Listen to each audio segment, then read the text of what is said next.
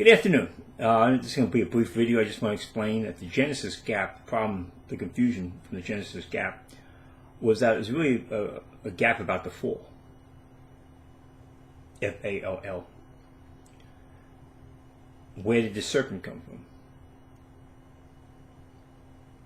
Why was he tempting Adam? Who was he? We see, of course, the serpent was Satan in Revelation 17:9.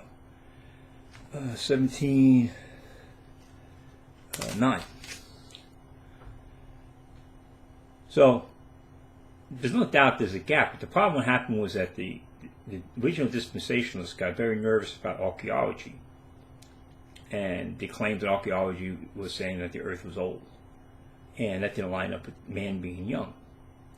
So they tried to look at a gap for the purpose of correcting the issue of creation and dealing with the claims of an old earth. And they say, well, the earth is old, we can accept the archaeology, but man is young because of the gap in Genesis 1:1-1:2.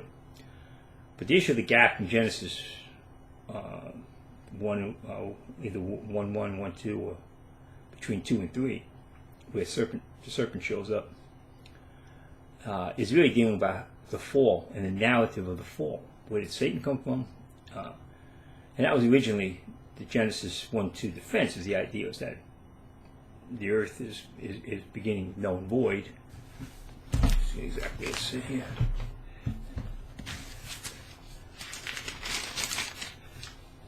In the beginning, God created heaven and earth. The earth was without form and void, and darkness was upon the face of the earth, and the Spirit of God moved upon the face of the waters. So originally, the aspect was they're pointing out there was something was to happen to make the earth that way, and they pointed to the fall of Satan in the angelic realm, 1/3 of the angelic realm. But that was never an issue about the creation. Dispensationalists who are concerned, like Schofield, who are concerned about archaeology, tried to make it, tried to stick. See that this is, the old earth issue, and then the young earthers came up, and they denied the gap not based on the idea, well, it has to deal with the fall of Satan. The Genesis account is not a straight narrative. Something happened that we're not told about in Genesis, and shows up in another character that shows up, the serpent, who Satan uses to tempt Eve. So it's a fall. The only question is where you want to put it, historically.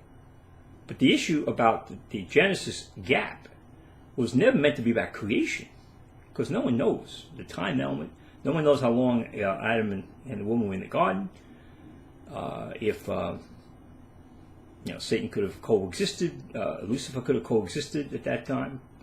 The ones who believe 1:1:2 basically look at the condition, the null and void, and then you go to Jeremiah 4 and you see how Jeremiah sees the cities, the without form and void, and their destruction they were in.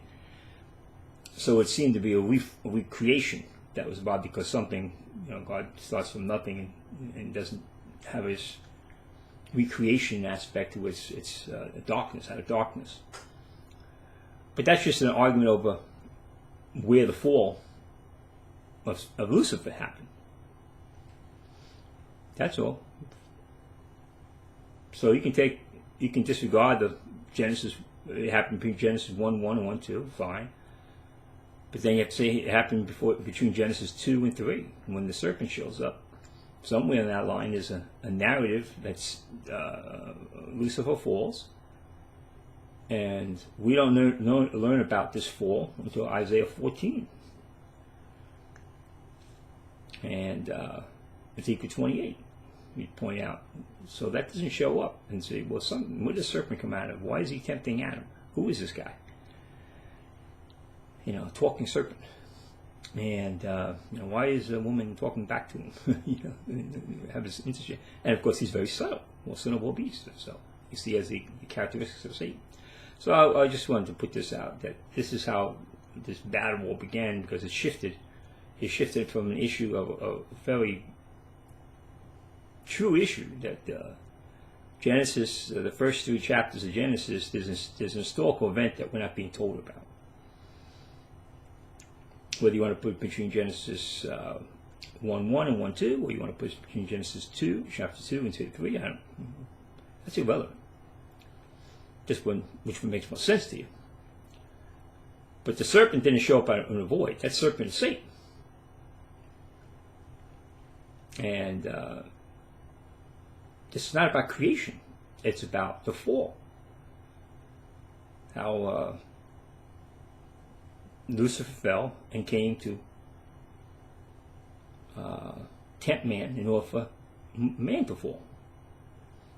And we take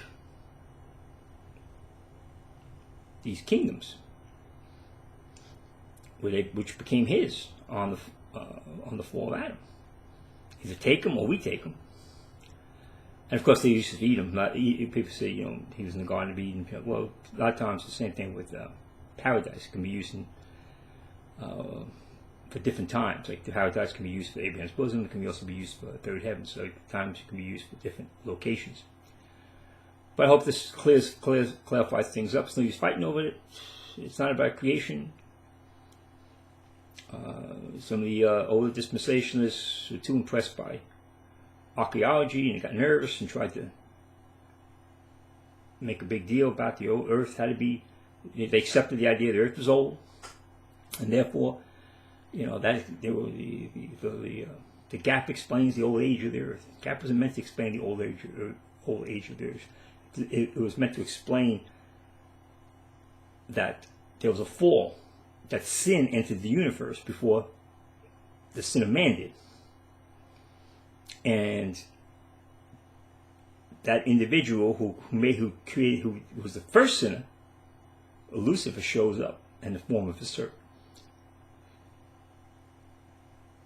And that's the truth. Yeah. And it's not being spelled out in the first 3 chapters of Genesis. Not told anything about that. So you read that, you would never know anything about it. You just see a serpent and all of a sudden, okay, who was he? Well, it's Satan. It's Lucifer, who was Lucifer was the cherub. And we learn more about him in Isaiah 14 and Ezekiel 28. And clearly he was the one in 2 Corinthians 11. Paul says he was the serpent that deceived Eve. So let me stop here and put this up. Amen. Thank you.